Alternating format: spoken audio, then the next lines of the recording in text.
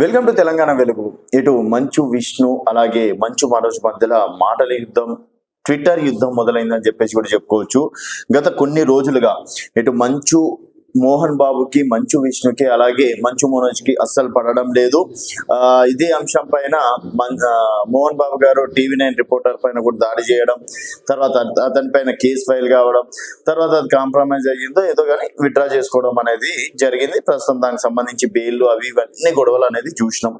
తర్వాత సరే గొడవ సర్దు మణిగింది, ఇంకా గొడవలు ఏం లేవు అనుకున్న తరుణంలో మొన్న సంక్రాంతికి మోహన్ బాబు యూనివర్సిటీకి మంచు మనోజ్ రావడం అనేది జరిగింది.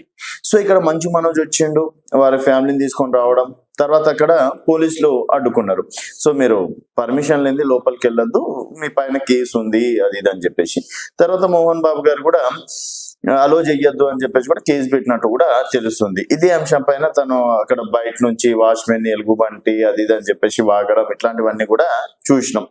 సో ఆ ఎపిసోడ్ అయిపోయిన తర్వాత ఇక్కడ విష్ణు మంచు తను ట్విట్టర్ లో ఏం పెట్టడం అనేది జరిగిందంటే, one of my favourite movie and dialogue from rowdy సినిమాలో, మోహన్ బాబు నటించినటువంటి రౌడీ సినిమాలో తన ఫేవరెట్ డైలాగ్ గా RGV zoom in of my favourite and rocked this movie, every dialogue in this statement celebrating అని చెప్పేసి.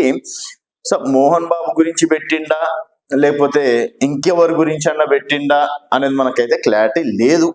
సో నేను ఎందుకు మా ట్విట్టర్లో యుద్ధం అని చెప్పేసి అన్నాను అంటే, ట్విట్టర్లో యుద్ధం నేనేం మంచు మనోజ్ విష్ణు పైన ప్రకటించిండు, విష్ణు మనోజ్ పైన ప్రకటించిన అని చెప్పేసి మాత్రం అనట్లేదు.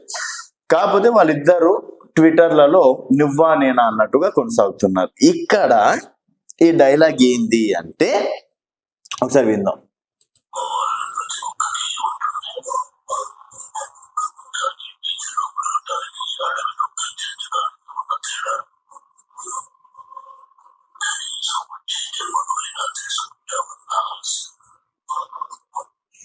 సో ఇక్కడ ఈ ట్విట్టర్ ఉద్దేశం ఏంటంటే, సింహం అవ్వాలని ప్రతి కుక్కకి ఉంటుంది, కాకపోతే అడవిలో మొరగడానికి వీధిలో మొరగడానికి తేడా ఎప్పుడు తెలుసుకుంటాం, వచ్చే జన్మలన్నా తెలుసుకుంటాం అని చెప్పేసి ఆశిస్తున్నాను అన్నట్టు. మరి ఇక్కడ ఎవరిని ఉద్దేశించి ఈ మాటలు అనడం అనేది జరిగింది, వ్యక్తిగతంగా ఇంకేదైనా అనేది పక్కన పెడితే, సో మొత్తానికి ప్రతి ఒక్క కుక్కకి సింహం అవ్వాలనే ఆశ ఉంటుంది, కాకపోతే గల్లీలో మొరగడానికి సింహం, అడవిలో మొరగడానికి తేడా. అడవిలో మొరిగింది సింహం అనుకోవాలి, గల్లీలో మొరిగింది కుక్క అనుకోవాలి, అది ఇప్పుడు తెలుసుకుంటాం అన్నట్టు సంథింగ్ ఏదో ఆయన తిప్పాలి, ఆయన పడ్డాడు. తర్వాత ఇక్కడ మనోజ్ మంచు ఫన్ ట్విట్టర్ కూడా ఒకసారి చూస్తే ఇక్కడ సేమ్ కుక్క డైలాగ్ అనేది వచ్చింది. కన్నప్పలో రెబల్ స్టార్ కృష్ణంరాజు గారు లాగా సింహం అవ్వాలి అని ప్రతి ఫ్రాడ్ కుక్కకి ఉంటుంది, ఈ విషయం నువ్వు ఇదే జన్మలో తెలుసుకుంటావు.